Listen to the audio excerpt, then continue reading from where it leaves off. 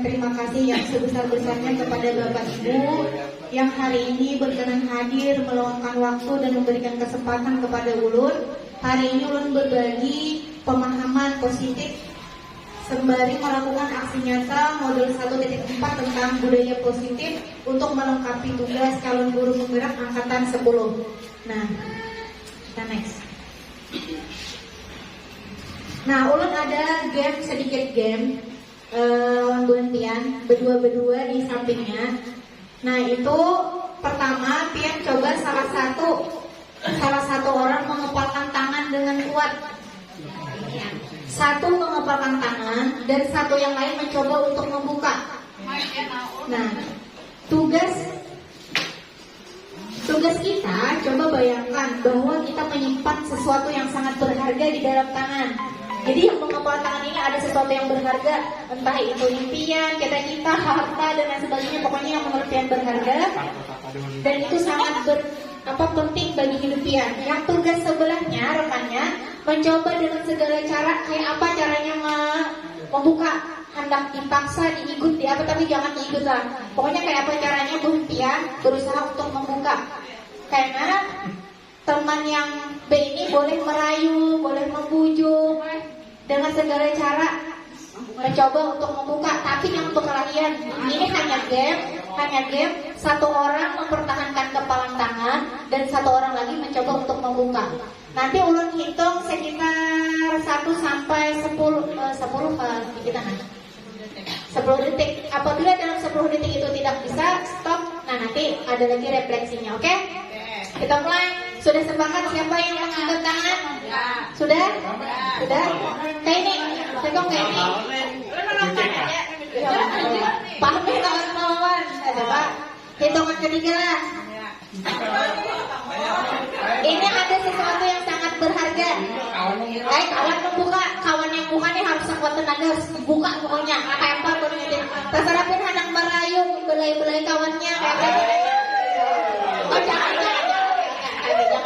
15 detik aja lah, 10 detik kan satu mata. Hitungan ketiga, perannya masing-masing. Ada yang menggenggam, ada yang membuka. 1, 2, 3. Buka. Satunya coba dibuka. Buka. Ayo Bu. Tuh, sampai hitungan 15 salah.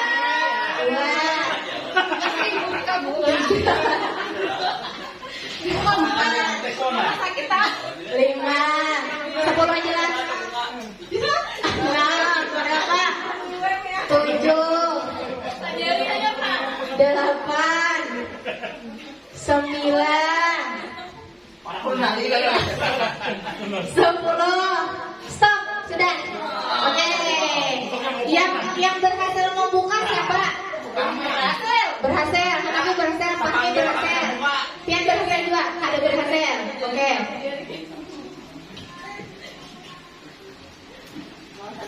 Nah, ini ada salah bujur.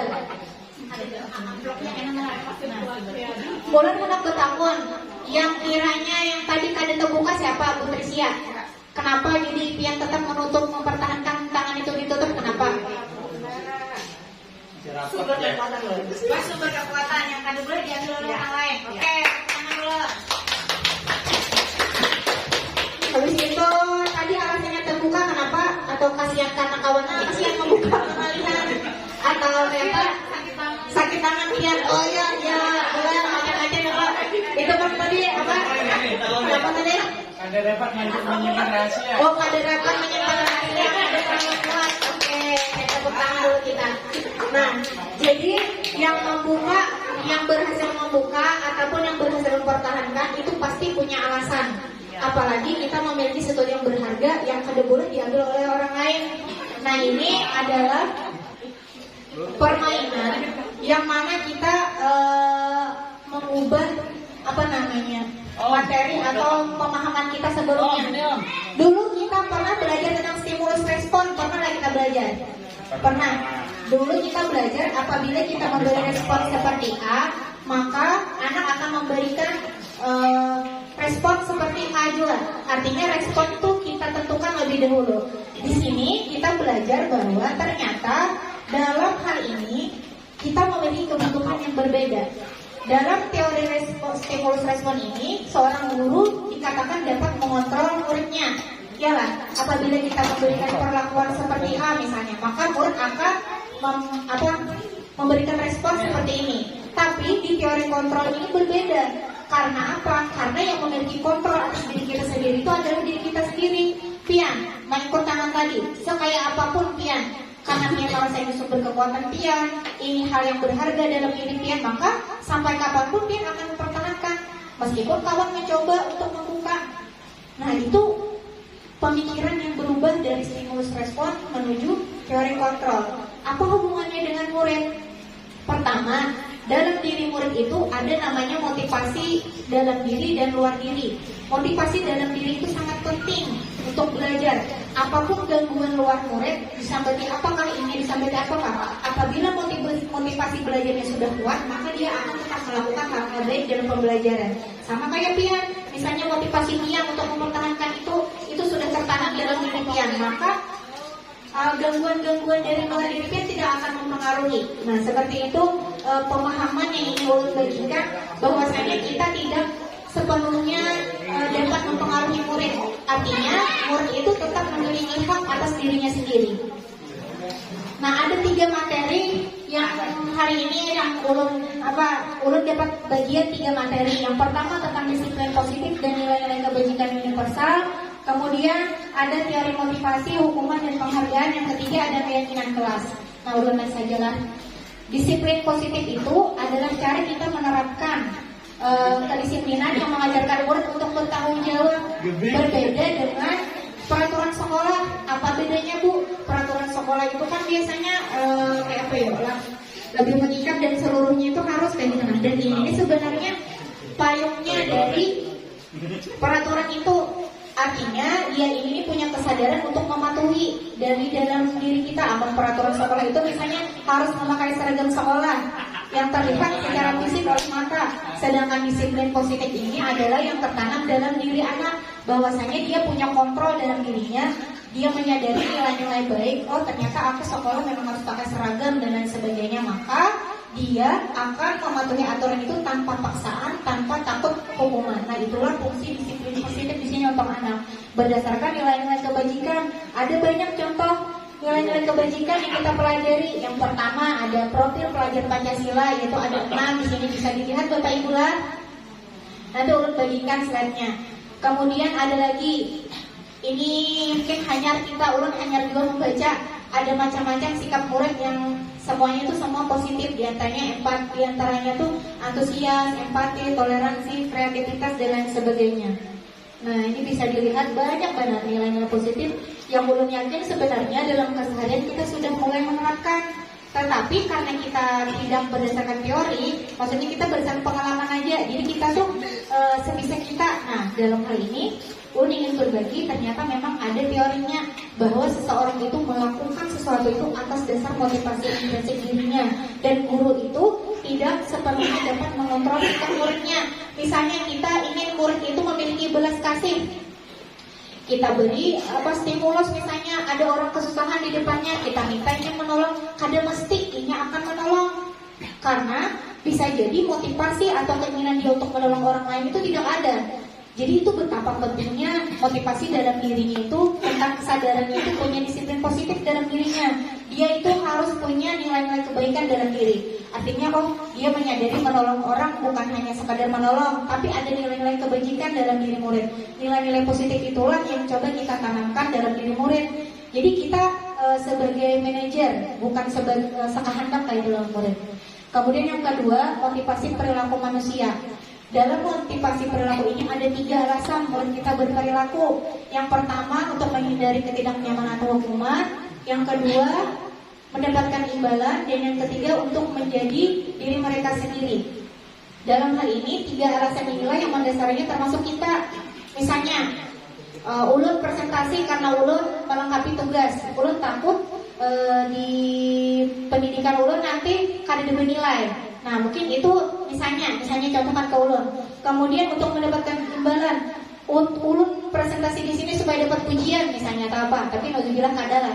Habis itu yang ketiga yang paling baik dan yang paling diarahkan adalah kita dapat menghargai diri kita sendiri. Artinya kita punya nilai-nilai yang kita percaya. Misalnya ulun di sini presentasi untuk berbagi nilai-nilai yang baik tanpa niat untuk jadi orang yang lebih bisa atau apa, tidak, tapi niat untuk berbagi. Nah, jika nanti motivasi murid kita melakukan sesuatu itu nomor 1 dan nomor 2, maka itu hanya motivasi eksternal. Artinya dia perlu imbalan dari orang lain atau dia perlu takut dengan seseorang baru dia melakukan hal baik, itu hanya eksternal. Sedangkan yang internal itu nomor 3. Jika murid kita cenderung 1-2, maka diarahkan ke nomor 3. Bagaimana caranya dia melakukan suatu kebaikan itu atas dasar keinginan dia sendiri, atas motivasinya sendiri. Dan kemudian ada materi yang namanya restitusi. Restitusi ini adalah proses menciptakan kondisi bagi peserta didik kita untuk memperbaiki kesalahan. Misal contoh kasus, anak kita itu datang terlambat. Ketika anak datang terlambat itu kita tidak boleh menyerang, pian terlambat ini tidak boleh. Itu namanya menghardik anak. Tapi dalam restitusi ini kita diajarkan untuk untuk memahami alasan kenapa terlambat. Dari alasan terlambat itulah, misalnya biar anak terlambat bangun, boy, alarm kada berbunyi, mama kada ingin membanguni, maka kita akan mengajak anak, nah esok nih setelah balik sekolah langsung pian setel alarm jam 7 misalnya. Jadi esok pian kada ada alasan lagi alarm kada bestel. Siapa orang yang ada di rumah pian, mama atau kakak pian, nah pas nanti mama lawan kakak banguni mae pas subuh. Nah jadi kada ada alasan lagi terlambat. Restitusi ini bagaimana dia dapat memperbaiki kesalahannya sehingga muncul rasa kepercayaan mandiri, tanggung jawab, kepercayaan diri, mandiri dan memiliki tanggung jawab. Dia terlambat bukan karena orang lain, bukan karena alarm, tapi karena memang harus dia menyadari kesalahannya dan mencoba memperbaiki. Nanti itu lebih detailnya di materinya Ibu Kiki nanti. Nah, kemudian yang terakhir itu ada namanya keyakinan kelas. Nah, supaya lebih ini, keyakinan kelas ini diharapkan mudah-mudahan kita setiap kelas punya ini. Keyakinan kelas ini bersifat abstrak daripada peraturan. Artinya bukan yang harus memakai baju merah putih, habis itu Selasa pakai baju apa, Rabu pakai baju pramuka, bukan seperti itu. Tapi keyakinan kelas ini adalah keyakinan yang kita sepakati dan harus kita jalankan bersama di dalam kelas. Nah, ulun di sini contohnya misalnya di kelas ulun kelas 3 C1 tunagrahita. Maka di kelas ini keyakinan yang harus kita yakini adalah yang pertama misalnya kita harus bersikap baik dan jujur, kemudian saling menghormati, saling mendengarkan, kita mengucapkan tolong, ada sebenarnya ketiga nih maaf dan terima kasih, kemudian kita belajar dan bermain dengan aman, kita gigih dan melakukan yang terbaik. Buat apa keyakinan kelas ini? Misalnya Bapak Ibu, kita di kelas itu ada anak yang bekelahi. Ini bila memungkinkan anaknya diberi pengertian lah. Bekelahi, kita tanya apa alasannya. Nanti ada tahapannya, mulai dari identitasnya, menstabilkan identitasnya, kemudian validasi tindakan yang salah, sampai penguatan keyakinan. Di penguatan keyakinan ini, misalnya kasusnya anak bekelahi, biar kenapa gerang bekelahi? Ini Bu misalnya mengarah ke ulun, jadi sarik dan lain sebagainya. Kita arahkan dalam permasalahan itu, ini kayak memandu kita menjadi guru bimbingan konseling sebenarnya untuk murid-murid kita. Ini terpakai juga karena memang kita sebagai guru kelas, kita juga berperan sebagai guru bimbingan konseling.